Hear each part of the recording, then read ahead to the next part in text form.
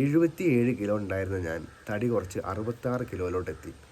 ഈ സ്റ്റോറി ഞാൻ ഷെയർ ചെയ്ത സമയത്ത് പല ആൾക്കാരും എന്നോട് ചോദിച്ചു എങ്ങനെയാണ് തടി കുറച്ചിരുന്നതെന്ന്. അതിനുള്ള ഉത്തരം ഞാൻ ചെയ്ത പണി അവർക്ക് പറഞ്ഞു കൊടുത്തപ്പോഴും പലർക്കും അത് അത്ര കൺവിൻസിങ് ആയില്ല. അതുകൊണ്ടുകൂടിയാണ് ഇങ്ങനൊരു വീഡിയോ ചെയ്യാൻ കാരണം. 2019 ഒരു ആക്സിഡൻറ്റ് പറ്റി 1 വർഷത്തോളം ഞാൻ ബെഡ് റെസ്റ്റ് ആയിരുന്നു. ബെഡ് റെസ്റ്റ് ആണല്ലോ, ഫുഡ് റെസ്റ്റ് അല്ലല്ലോ. അതുകൊണ്ട് ഞാൻ ഇരുന്ന് തിന്നു എന്ന് വേണം പറയാൻ. അങ്ങനെ നല്ല രീതിക്ക് തടി കൂടി. 2019 സംഭവം. 2019-20 ആ കാലഘട്ടത്തിൽ.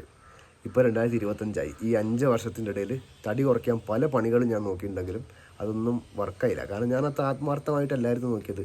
പക്ഷേ ഇതിങ്ങനെ പോയാൽ ശരിയാവില്ലാന്ന് തോന്നിയതുകൊണ്ട് 2025 ഒരു മെയ് മുതൽ ഞാൻ ഭക്ഷണം കൺട്രോൾ ചെയ്തു. അതേപോലെ വർക്കൗട്ടും സ്റ്റാർട്ട് ചെയ്തു. അങ്ങനെ ഒരു 2 മാസം കൊണ്ട് 2-2.5 മാസം കൊണ്ട് ഞാൻ എന്ത് ചെയ്തു, അത്യാവശ്യം ഒരു 5 കിലോ കുറച്ചു. അങ്ങനെ ഇരിക്കുമ്പോഴാണ് എനിക്കൊരു ജോണ്ടിസ് വന്ന് വിടുന്നത്. ഈ ഉർവശി ശാപം ഉപകാരം എന്നൊക്കെ പറയാറുണ്ടല്ലോ, അതേപോലെ 5 കിലോ 15 ദിവസം കൊണ്ട് ഞാൻ കുറഞ്ഞു. ആ സമയത്ത് ഭക്ഷണം കഴിക്കാൻ പറ്റില്ലല്ലോ. പിന്നെ അതിൻ്റെ പനിയും ചീച്ചിലും എല്ലാം ആയിട്ട് ഒന്നും ഞാൻ കഴിക്കാറില്ലായിരുന്നു. വേണ്ടായിരുന്നു. ഫുൾ ടൈം കിടത്തായിരുന്നു, വെള്ളം കൂടിയും കിടത്തും. അങ്ങനെ 5 കിലോ ഞാൻ കുറഞ്ഞു. മൊത്തം 10 കിലോ 66 ആ റേഞ്ചിലേക്കാണ് ഞാൻ എത്തിയത്. ഈ ജോണ്ടിസ് കഴിഞ്ഞ് ഇറങ്ങിയതും വീണ്ടും ഭക്ഷണം കഴിക്കാനുള്ള ആർത്തി കൂടി ഞാൻ വീണ്ടും കഴിച്ചു.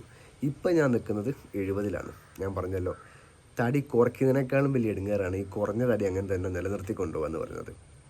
ഈ 70 കിലോ ഒന്ന് ഇനിയും കൂടാൻ എനിക്ക് ആഗ്രഹമില്ല. അതുകൊണ്ട് ഇനിയും കുറയ്ക്കണം. എൻ്റെ എൻ്റെ ഹൈറ്റ് 159 ആണ്, 159 സെൻറ്റിമീറ്റർ.